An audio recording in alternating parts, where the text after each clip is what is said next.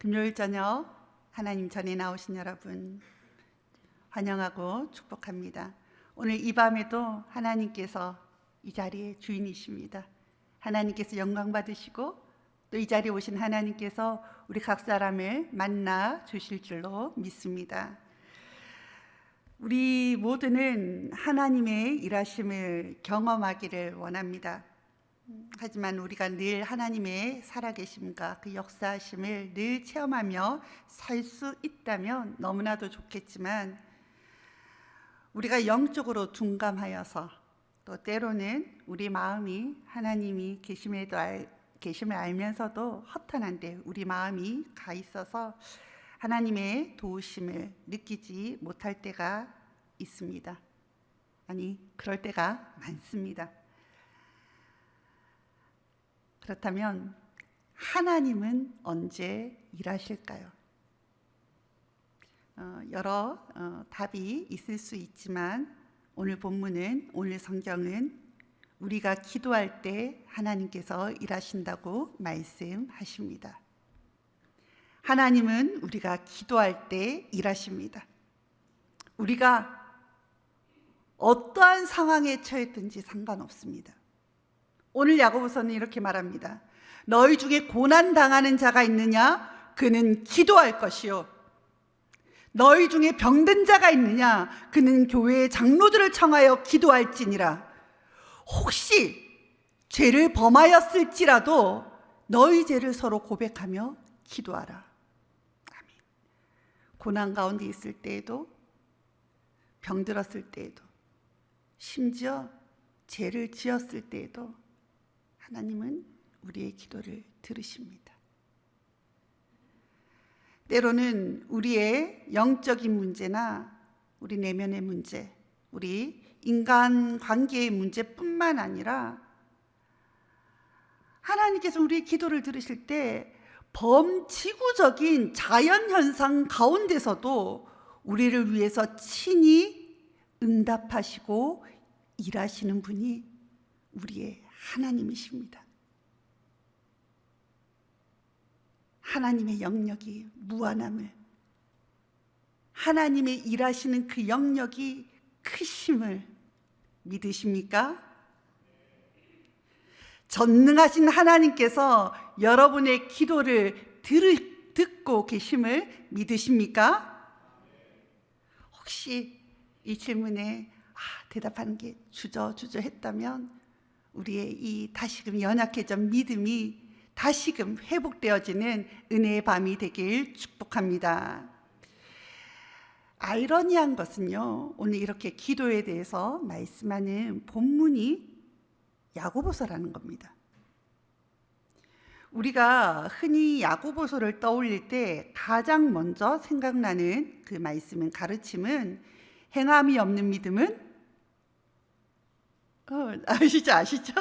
이렇게 예배 방해될까봐 입에서 조그맣게 말씀하시는데, 행함이 없는 믿음은 죽은 믿음이다. 그죠? 영혼 없는 몸이 죽은 것 같이 행함이 없는 믿음은 죽은 것이다. 이렇게 야고보서 2장 26절은 이렇게 말씀합니다.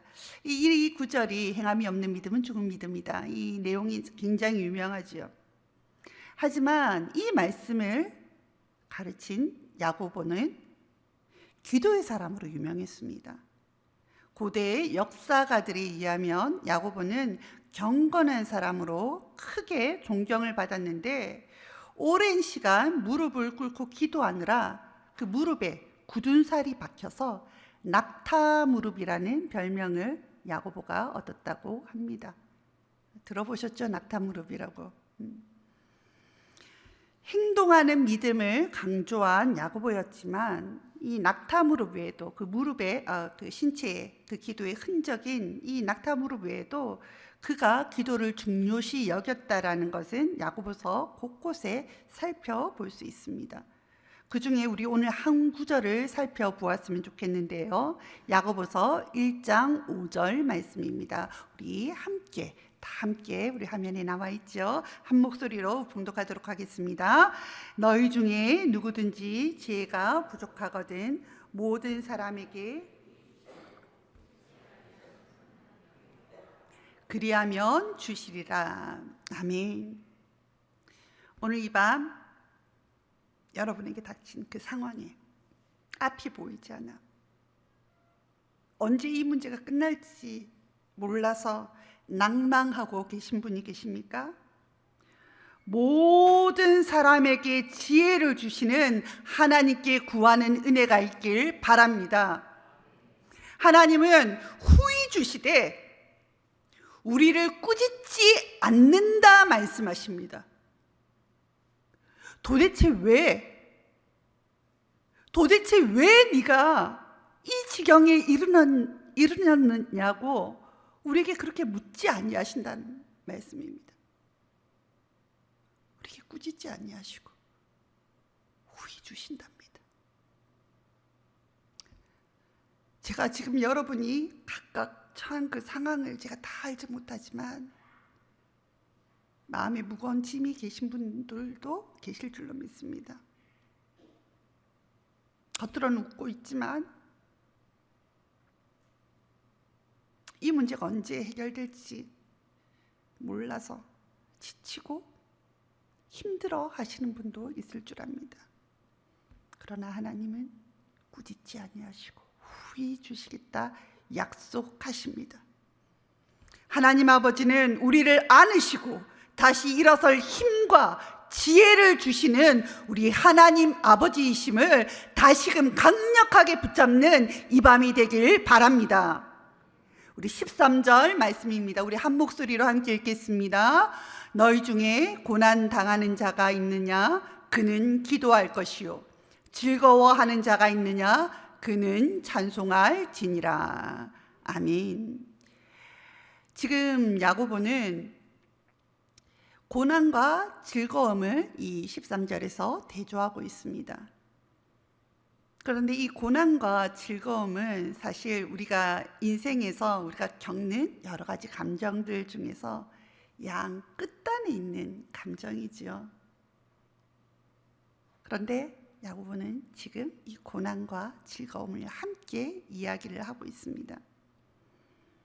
우리가 기도한다고 해서 우리가 가진 어려움이 즉각적으로 사라지지는 않습니다. 하나님께서는 즉각적인 해결을 약속하신 분이 않으셨습니다. 그러나 우리가 기도할 때 시련을 통과할 힘과 지혜를 주시는 분이 우리 하나님 아버지이십니다. 우리에게 힘과 지혜를 주시는 하나님을 바라보는 우리 이 저녁이 되길 바랍니다. 그리고 또한 인생의 어려운 일들을 다 통과하고 마치신 분이 계십니까? 하나님께서 함께 하셨음을 기억하며 하나님께서 도와주셨음을 함께 기억하며 감사의 찬양을 올려드리는 이 밤 되시길 바랍니다. 우리가 다시금 근데 또 기도를 할 때 우리가 좀 반드시 기억해야 되는 것은요, 기도는 하나님과의 거래가 아닙니다. 우리가 어려움이 닥쳤을 때 하나님 앞에 여러 가지 상황에서 여러 가지 문제에서 하나님 앞에 기도를 해야 되겠지만, 기도는 하나님께 우리에게 닥친 어려움을 사라지게 해달라는 거래가 아니에요. 기도는 하나님의 도우심으로 이 시련을 통과하게 해달라는, 하나님께서 이 시련을 통과하게 해주실 거라는 그 믿음의 표현입니다. 그러므로 고난당할 때는요, 기도할 때입니다. 여러분이 여러 가지 어려운 문제가 있으십니까? 지금 기도할 때입니다. 그리고 하나님께서는요, 그 고난을 이길 힘과 지혜를 주시고 마침내 그 고난이 끝날 때까지, 그 문제가 끝날 때까지 하나님께서 도와주실 것입니다. 그리고 그 고통이 끝날 때가 찬양할 때입니다. 그래서 이렇게 기도할 때는요, 우리는 고통으로 시작하였지만 하나님 앞에 꾸짖지 아니하시고 후회 주신 하나님 앞에 기도할 때, 우리 고통 가운데 시작했지만 마침내 하나님께서 즐거움에, 기쁨에, 감사에 도달할 그 힘을, 그 영적인 지혜를 하나님께서 함께 하실 줄로 우리에게 부어 주실 줄로 믿습니다. 그렇다면요, 기도할 때 무슨 일이 일어나기에 하나님께서는 우리의 기도에 응답하시고 우리를 위해서 일하실까요? 사실 하나님이 우리의 심부름꾼이 아니지 않습니까? 그죠? 하나님 존귀하신 하나님이십니다. 영광의 하나님이십니다. 거룩하신 하나님이십니다. 그런데 하나님께서 우리를 위해서 일하신다니요.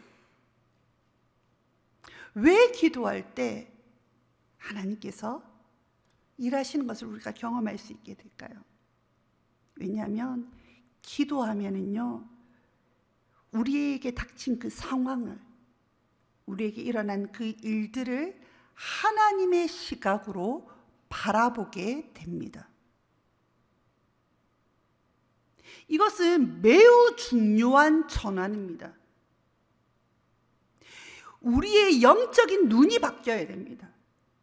우리가 처한 상황을 바라보는 그 관점이 바뀌어야 합니다. 기도 전에는요, 그저 내가 힘들고 내가 어렵고 내가 해결해야 되는 문제지만, 나에게 닥친 문제이지만, 기도하는 가운데요, 나에게 이 닥친 이 문제들, 이 상황들을요, 하나님 앞에 맡겨드리게 됩니다. 그 문제의 주권을 하나님 앞에 올려드리게 됩니다. 그리고요, 이전에는 그 나한테 닥친 그 상황들이요, 어려움이었고요, 계속 해결해야 될 그 산적된 그 난제들이었는데요, 끝이 없는 어려움이었는데요, 그 가운데 하나님의 계획하심이 보여요. 그 가운데 하나님께서 나를 향한 계획하심이 보이고요, 그 가운데 하나님께서 나를 위해서 준비해 놓으신 축복과 도우심과 하나님의 놀라운 구원과 회복의 역사를 우리는 바라볼 수 있게 됩니다. 출애굽기 3장에는요, 하나님께서 가시나무 그 불 가운데서 모세를 부르시는 그 사건이 기록되어 있습니다. 모세는 그죠? 불 붙는 그 가시나무가 그 타지 않는 것을 보면서 그 가운데서 하나님의 음성을 듣죠. 그리고 하나님의 사명을 받습니다. 그리고 그 하나님의 말씀을 따라서 이제 애굽 땅으로 돌아가려고 하죠. 근데 그 애굽으로 가는 그 모세를 출애굽기 4장에 좀 이상한 사건이 나옵니다. 3장에는 하나님께서 그 모세를 부르셨는데요, 출애굽기 4장에는 하나님께서 모세를 죽이시려고 합니다. 그래서 어떻게 합니까? 그 아내가 시보라가 그 돌을 깨서 할례를 하죠, 길에서. 그리고 또 비슷한 사건이 또 나옵니다. 여호수아 5장에는요, 가나안 땅으로 들어가기 직전에 이제 이스라엘 백성들이 가나안 땅으로 들어가서 이제 전면적인 전쟁을 치러야 되는 그런 상황인데, 하나님께서 여호수아에게 할례를 명하십니다.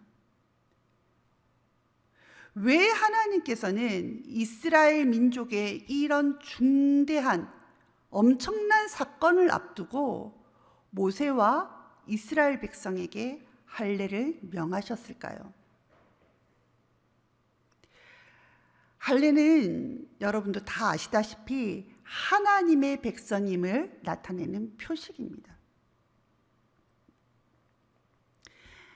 그러니까 모세가 애굽의 왕자로서 그 배운 자신의 지식으로 출애굽을 하는 것이 아니라, 목자로서 광야에서 40년 동안 양을 쳤던 그 실전 경험으로 이스라엘 백성을 이끌어내는 것이 아니라, 모세는 하나님의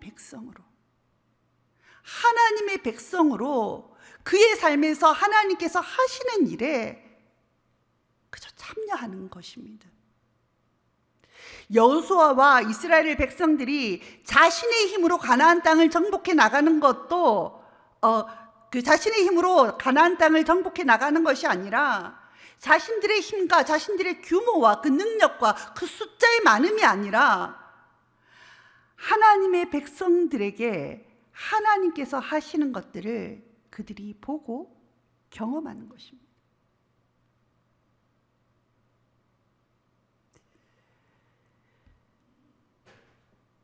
새로운 일 앞에 우리 앞에 가기 전에는요, 하나님께서 뭐라고, 가장 중요한 것은요, 하나님의 백성으로 그 문제 속에 들어가라고 이야기를 하는 겁니다.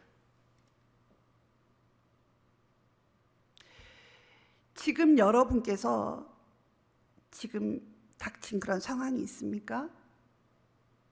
하나님의 백성으로서 그 문제를 바라보십시오. 여러분이 지금 여러분에게 있는 그 어려움, 하나님의 백성으로서 바라보십시오. 모세가 애굽의 왕자로서 그 백성을 이끌어내지 않았습니다. 하나님 그것보다도 먼저 너는 하나님의 백성이다, 그것을 알려주셨습니다. 그것을 가지고 가서 사역하게 하셨습니다. 우리가 기도는요, 이와 유사한 영적인 의미가 있습니다. 우리가 여러 가지 일을 닥쳤을 때 그것을 기도로 우리가 하나님 앞에 아뢰는 것은요, 이 문제가 나의 문제가 아니라 하나님께 속한 문제임을, 내 힘으로 할 수 없는 문제임을, 그리고 내가 하나님의 백성임을 그 문제 앞에서 다시 살펴보는 것입니다.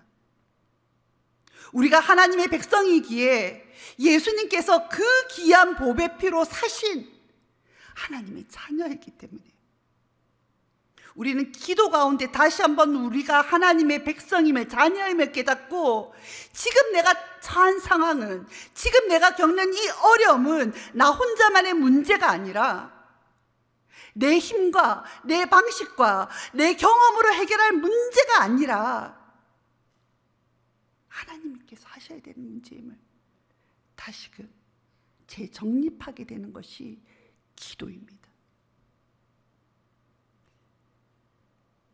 그럴 때 우리가 기도로서 그 모든 문제를 바라볼 때요, 내가 당한 그 상황은요, 그 어려움은요, 새로운 국면이 펼쳐집니다. 하나님께서는요, 모든 것을 이기신 분이십니다. 우리 하나님은요, 모든 것을 다스리시는 분이십니다. 우리 하나님은요, 그 모든 경우의 수를 다 아시고 가장 선한 것을, 지금은 우리가 이해되지 않아도 가장 우리에게 좋은 것을 가장 적합한 때에 우리에게 주시는 분이십니다. 여러분, 어떤 상황 가운데 계십니까? 기도하십시다. 저도 기도하고 여러분도 기도하고 우리가 하나님 앞에 기도하며 나아갈 때 너의 인생은 네 인생이 아니라 나의 인생이다. 너의 문제는 너의 문제가 아니라 나의 문제이고 나의 아픔이고 나의 슬픔이다 라고 말씀하시는 것을 우리는 경험하게 될 것입니다. 그리고 하나님께서는요, 우리의 그 슬픔을 바꾸어 하나님의 그 거룩한 방법으로 그것을 축복으로 바꾸시고 기쁨으로 바꾸시고 감사로 바꾸시는 우리 하나님을 만나게 될 것입니다. 청년사역으로 유명한 교회를 담임했던 한 목사님께서 쓰신 책을 읽다가 이렇게 기록한 부분을 읽었습니다. 하나님의 은혜를 체험하고 제일 먼저 바뀐 것은 나의 눈이었다.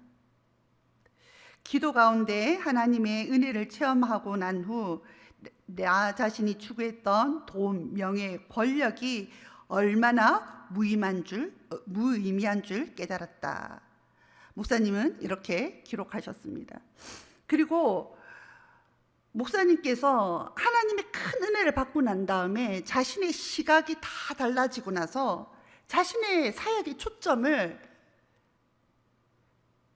청년들의 그 시각을, 영적인 시각을 바꾸는데 다 많이 노력하셨다 하시더라고요. 처음 시작은 너무나도 보잘것 없었다고 합니다. 개척교회였고 금전적으로 어려웠고 숫자적으로 물질적으로도 모든 면에서 어려웠죠. 하지만 하나님의 시각을 그들에게 심겨주고 하나님 앞에서 무엇이 가치 있고 무엇이 소중하고 이 환경을 바라보는 것이 아니라 하나님께서 원하시는 일이 무엇인지 그들에게 알려주기 시작했을 때 그들이 기도하는 곳곳마다 영혼들이 살아나는 일들이 일어났다고 합니다. 그들이 적은 숫자지만 기도하는 일마다 그 기도가 현실로 드러나기 시작하고 그들의 기도 사역이 있는 곳마다 회심의 역사가 일어났다고 목사님은 기록하고 계십니다. 우리 영적인 시각이, 우리 여러 가지 상황 속에서 우리의 영적인 시각이 변하는 그런 기도가 저와 여러분에게 있길 바랍니다. 우리 17절과 18절 말씀입니다. 우리 다 함께 읽도록 하겠습니다.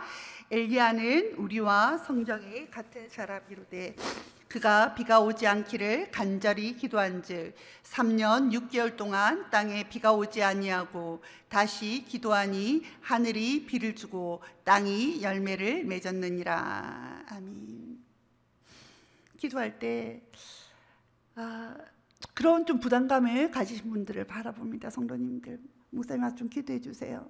저는 기도에 능력이 없어요. 저는 유인이 아닙니다. 저는 거룩하게 살지 못했어요. 혹시 이런 두려움에 사로잡힌 분이 계십니까? 오늘 성경은 말합니다. 기도의 사람 엘리야도 우리와 성정이 같은 사람이었다 말씀하십니다. 엘리야도요, 우리와 똑같이 두려움을 느끼는 사람이었습니다. 엘리야도요, 똑같이 우리와 허물이 많았던 사람입니다. 갈멜산에서 850명의 바알과 아세라 선지자들을 이겼지만 엘리야가 어땠습니까? 이세벨의 말에 두려워 떨며 도망하여 하나님 앞에 내가 죽게 되었다 말하였던 그런 연약한 성품을 가졌던 자입니다. 엘리야도 그의 개인의 힘으로 갈멜산의 승리를 경험한 것이 아닙니다. 엘리야도 기도 가운데 하나님의 일하심을 경험한 것입니다. 우리의 기도를 들으시는 하나님을 바라보십시오.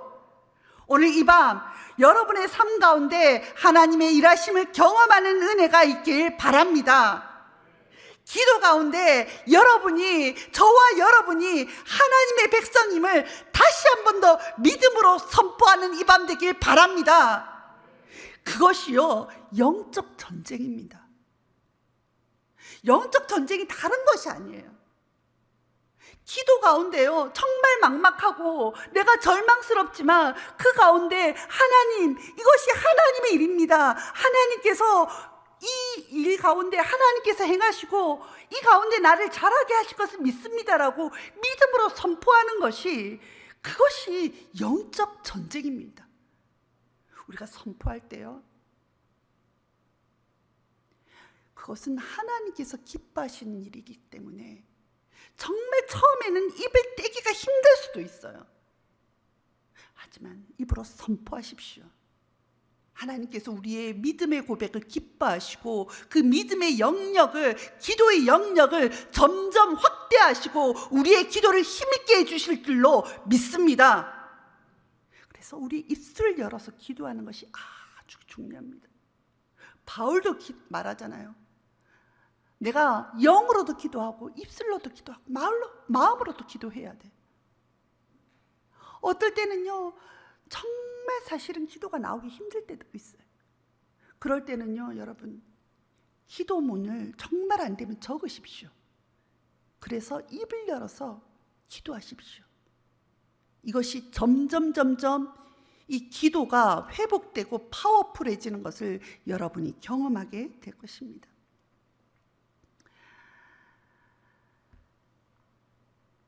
여러분이 하나님의 백성이기에 우리 하나님은요, 하나님의 자녀들이, 하나님 백성이 겪는 어려움을 외면하지 않으십니다. 부모가 그 자녀의 어려움을 외면하지 않듯이 하나님께서는 오늘 이 밤 우리의 고민과 우리의 아픔과 우리의 눈물을 외면하지 않고 도우시고 살펴주실 줄로 믿습니다. 기도 가운데 내가 하나님의 자녀임을, 내가 하나님의 백성임을 다시 한 번 더 선포하는 오늘 이 밤 되시길 바랍니다. 기도하겠습니다.